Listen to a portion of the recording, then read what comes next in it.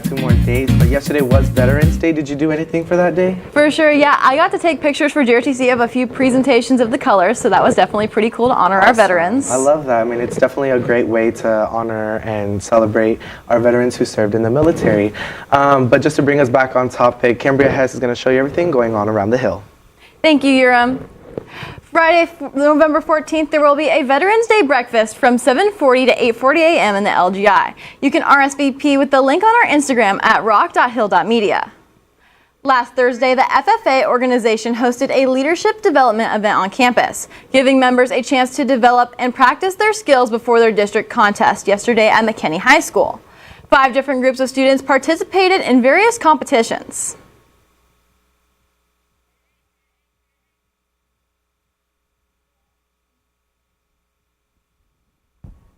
For what you do in life, whether that be a job interview or just speaking in front of a crowd, because you're getting used to only speaking in front of a couple people, but that really boosts your confidence the more you do it.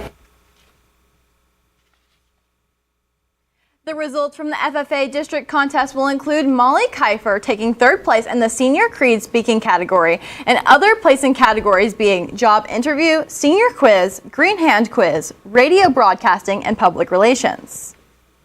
Rock Hill is partnering in the Cornerstone Christmas for a school-wide wrapping supply drive.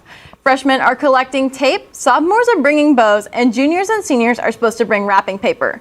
Be sure to get your donations in before the deadline on November 21st. The student grooming teams and small animal management classes are bathing dogs and providing other services for staff around campus. Akshaya Kadiri has the story. The small animal management classes are offering teachers a chance to bring in their dogs for the Rocky Paw Spa. They are currently bathing dogs to enhance the students' learning in the classroom by challenging them with the real-life situations and letting them gain a real-world experience about caring for animals. Students were able to gain hands-on experience inside the classroom as they practiced bathing and managing the Rock Hill faculty dogs with a gentle and safe manner. We made sure the dog seemed calm and was willing to be bathed before anything happened in order so that they wouldn't bite or be aggressive at any of the students. Students also made sure to take safety protocols and precautions before taking care of the animal. This included required vaccination reports, confirmed availability for the kennels, and contact information from the client. So ahead of time, I do vet out the animals, make sure they have all their vaccinations, make sure there's no bite history against humans or any other dogs. Ask if there's any special things about them. Would they like to be brushed and stuff like that? And then I just teach my students proper restraint techniques so that they can properly restrain that animal to minimize any kind of biting or anything like that. There were also many challenges that were present when dealing with the dogs. One time I had an experience with a dog where we were bathing it and it jumped out of the bathtub, and it just taught me to always have my eye and maintain the dog because they can be really unpredictable. Rocky Paw Spa happens every week and there are dates scheduled in November. They are open to all staff pets here in Rock Hill, so teachers, be on the lookout if you want your dogs to be bathed in the small animal management class. For Hilltop News, I'm Akshaya Kadiri. Teachers, if you would like to take part in the Rocky Paw Spa, contact Clarissa Sanchez at csanchez@prosper-isd.net or visit the room 1310 for more information. Last May, voters rejected a $300 million bond proposal for a new performing arts center in Frisco. The project, developed between the Frisco City Council and Prosper ISD, remains under discussion as officials continue to consider alternative options to pass the bond. Yesterday was the grand opening for a new burger restaurant, Hop Dottie, located in the West Grove development off of Highway 380, giving random prizes to the first 100 customers to come in, varying from a free shake to a free burgers for a year.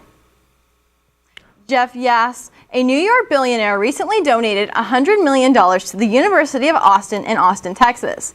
This allows the school to give free tuition to students. Yass' exception to this donation is that the university does not accept money from the government in an effort to further separate schools from government influence. Millions of Americans rely on SNAP, the Supplemental Nutrition Assistance Program that helps families buy food, But because of the government shutdown that has been in effect since October 1st, funds are limited. Earlier this month, a federal judge ordered the government to provide full SNAP benefits for November, but the Trump administration says it does not have enough money and asked the Supreme Court to pause the order. The pause was passed, meaning many families could face delays or reduced payments. Traveling all the way to New York for All-American High School Film Festival, Blue Hawk Studios placed in the top 10 for the first time. Action. Blue Hawk Studios has made history. For the first time, their student short film, Remembering What's Inside, do you want to open this together? Yeah, I like that. Was selected as a finalist at the annual All-American High School Film Festival. With 10 weeks of pre-production and only 4 days to film and edit in New York City, the group managed to place in the top 10 in the nation.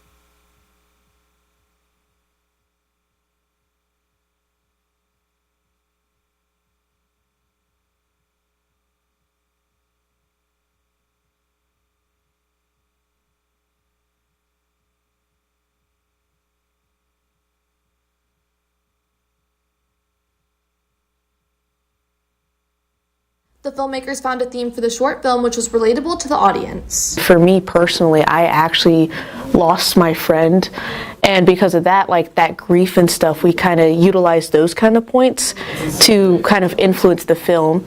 And once we got that initial concept, we literally drew the whole mountain structure and went, okay, beginning we're gonna have this, middle we're gonna have this, ending we want these things. The director, Paige Olson, believes that though this was a heavy topic, emotional engagement from the audience was fostered. I think about our film that made it stand out to the judges were the emotional impact that it came from, especially in one of the last scenes when you had like the call scene with Sam and Taylor's mom. I think if we ended it in like any other scenario, it wouldn't have popped out as much. Blue Hawk Studios plans to take this accomplishment and what they've learned as inspiration for their upcoming projects. For Hilltop News, I'm Scarlett Espinosa. To watch the full short film, Remembering What's Inside, visit Blue Hawk Studios' YouTube channel. Winter sports are officially underway. Chris Scamardo is here in studio to fill you in on how they started, as well as everything Blue Hawk sports. Chris? Thank you, Yurem. Starting off, today at 6:30 is signing day for 3 of our standout athletes. Sharika Okarori going to Auburn University for volleyball, Madeline Kerrigan signing with Northeast Texas Community College, and Jamie Parrott moving her talents over to Dallas College Richland.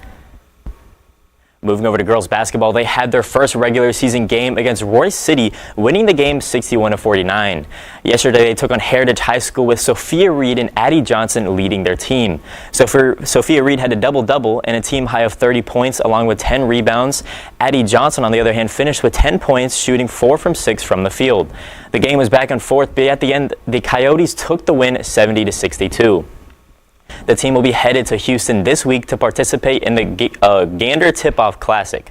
Boys basketball played their first scrimmage yesterday at Sherman. Their season opener is this Friday at Weatherford High School at 7:30 p.m.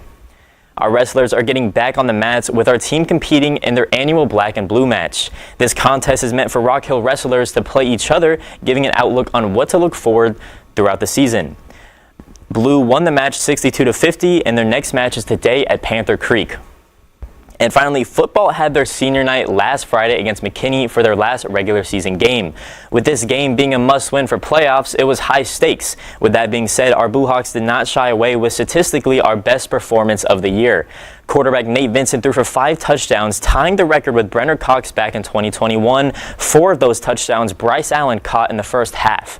He finished the game with an additional 11 receptions for 165 yards, while on the other side of the quarterback, Leo Williams had his own success with 9 receptions for 112 yards and a receiving touchdown of his own. Looking at our defense, they did their job, getting 5.5 tackles for a loss and 3 interceptions to secure the Blue Hawks spot in the postseason, winning the game 38-13. On the topic of football, one Rock Hill coach is serving up more than just game plans. He's serving meals. I took a deeper dive into how his effort is bringing his players together in an unexpected way. Hey, barbecue in the team room. Yeah. We got a whole spread. Tuesdays on the football field aren't just a regular day for the team. Coach Colin Avery takes a little extra time to prepare weekly meals to fuel the players for the week ahead. You know, growing up, I was under coaches who they had team meals for their position groups. And so, I figured why not just do it for the whole team. I don't live close, since I can't invite them to my house, then I usually just do it at the school. And so just to see those guys' faces light up, when I pull the foil off the food, it really means a lot to me. Coach Avery has made a variety of different meals throughout the season, giving more than just food, but supplying time to bond between both coaches and players. It's been all types of food. It's been Mexican food, Italian food. He's made burgers the last week. It definitely does bring us closer together because, food brings everybody closer together. So when we're eating, talking after school, I feel like it does help with chemistry a lot. Giving players opportunities to build team morale have been what has made Coach Avery stand out from the sideline, highlighting his commitment to be more than a coach, but a mentor for the players to look up to. First thing I do when I hire a coach is I want to know about their family. I want to know what kind of man they are, and I want to know that they're good to come in and mentor our players. So he's a huge part of what we do when it comes to just building the program and doing things to build relationship with players off the field, which is 90% of this job, in all honesty. He's been a great hire. Very, very blessed to have him here. The football team has found their spot in the postseason, putting an emphasis on weekly traditions like these, giving players memories that will last longer than just a season. For Hilltop News, I'm Chris Scamardo. The Blue Hawks will be playing at Denton Guyer this Friday at 7 p.m. for Rock Hill's first playoff game of the season. Well, that's all for our Blue Hawks sports. I'm Chris Scamardo. Now back to the desk. Well, that's all we have for today's show. For Hilltop News, I'm Yurem Ramirez. And I'm Cambria Hess. Keep rocking, Blue Hawks.